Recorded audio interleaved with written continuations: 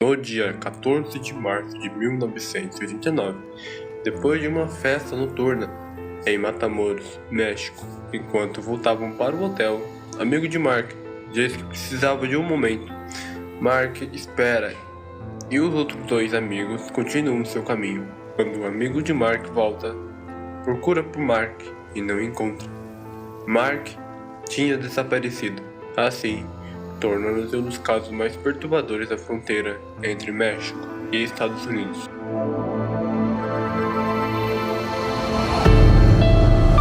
Mark James Kilroy nasceu no dia 5 de março de 1968 em Chicago, Illinois. Mark era de uma família católica. Seu pai, William Kilroy, era engenheiro químico e a sua mãe, Josephina Kilroy, era uma paramédica voluntária. Mark terminava os estudos em 1986 e tomou a decisão de estudar medicina. Assim começa a vida de Mark como universitário, lá no Texas, em Austin. No final de março de 1989, Mark já tinha 21 anos e estava pronto para aproveitar suas férias de primavera, o famoso Spring Break. Caso você não saiba o que é Spring Break, é um período de férias acadêmicas que ocorre na primavera nos Estados Unidos, geralmente entre março e abril, em locais turísticos. Nesse ano, Mark e seus três amigos organizaram uma viagem para South Padre Isla, uma ilha turística no estado do Texas. Nos anos 80, era muito comum norte-americanos universitários cruzassem a ponte internacional ligada ao México em Matamoros, no estado de Tamaulipas, e continuando geralmente as suas férias do outro lado. Matamoros tinha uma reputação bem ruim. Era geralmente conhecida entre os estudantes um lugar onde não havia limites, onde havia bebida alcoólica barata, discotecas e noites bem largas. Um ponto descontrolado de estudantes universitários, onde a única regra era se divertir. No dia 13 de março, Mark e seus amigos saíram de South Padre Isla com destino a Matamoros, com a ideia de participar daquelas festas descontroladas que acontecem lá no México e Matamoros. Após cruzar a fronteira entre o México, foram até uma zona de bares no centro, onde a vida noturna era muito movimentada. Jovens, estrangeiros, vendedores ambulantes, táxis e porteiros convidavam os universitários a entrar nesses locais, onde a bebida alcoólica era abundante. Durante horas, entraram e saíram de distintos bares, misturando com vários tipos de estudantes. Sabe-se que aproximadamente das 2h30 da madrugada, no dia 14 de março, o grupo decidiu voltar a pé até a ponte onde estava o carro estacionado. O trajeto não era longo, mas em alguns pontos era silencioso e escuro. Conforme se afastavam da área bem iluminada, as ruas ficavam mais tranquilas e menos movimentadas.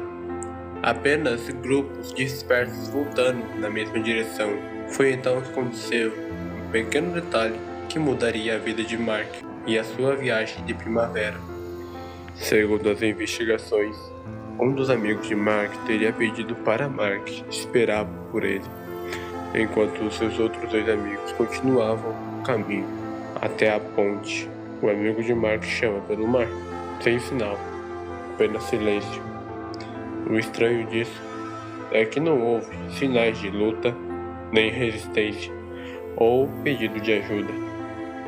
Simplesmente, Mark teria desaparecido do nada.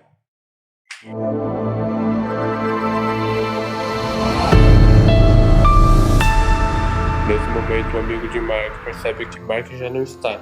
Então, ele acha que Mark já estaria com seus outros dois amigos lá na frente, onde é a ponte. Então, o amigo de Mark volta e vai até a ponte. Após se reencontrar com seus outros dois amigos, ele diz o acontecido. Os amigos de Mark começam a procurar por Mark. Ficaram perguntando para outros estudantes que estavam ao redor se viram Mark, mas ninguém viu Mark. Mark simplesmente desapareceu. Logo após chegarem ao hotel, eles perceberam que Mark não estava lá.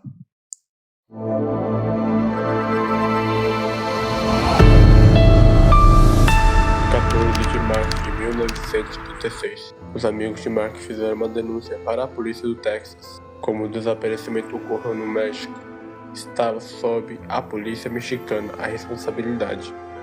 A busca por Mark Kilroy começou inicialmente como um desaparecimento comum. Geralmente, estudantes dados como desaparecidos em Matamoros. No passado, eles apareciam dias depois, com ressaca ou memória turva. O que havia acontecido com Kilroy? Kilroy foi uma das 60 pessoas que desapareceram em Matamoros nos primeiros 3 meses, em 1989. A polícia do Texas sofria pressão da família. O caso começava a repercutir. Muitos meios de transmissão começaram a falar sobre o caso de Mark Kilroy, que desapareceu em Matamoros, México. Ao contrário de outros jovens que desapareciam e apareciam em dias seguintes, Mark não aparecia e não havia nenhum sinal de Mark. Mark não voltava. Os pais de Kilroy foram até a fronteira do México para ajudar nas buscas, mesmo esperando pelo pior, distribuindo fotografias de Mark Kilroy. À medida que o tempo passava, o caso chamou a atenção da FBI. Como Mark era um cidadão americano, agentes federais passaram a colaborar com as autoridades mexicanas. O que antes era tratado como mais um desaparecimento durante o Spring Break, agora se tornava uma investigação internacional. A polícia pensou que poderia ser um sequestro, só que não houve pedido de resgate. Algo estranho estava acontecendo.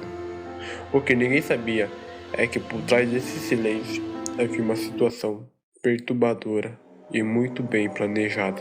Em 1º de abril de 1989, policiais mexicanos montaram um bloqueio de rotina contra o tráfico de drogas na entrada que ligava Matamoros e Reynosa. Apareceu um veículo pesado que não parou no bloqueio e continuou em alta velocidade. Isso foi meio suspeito para a polícia mexicana.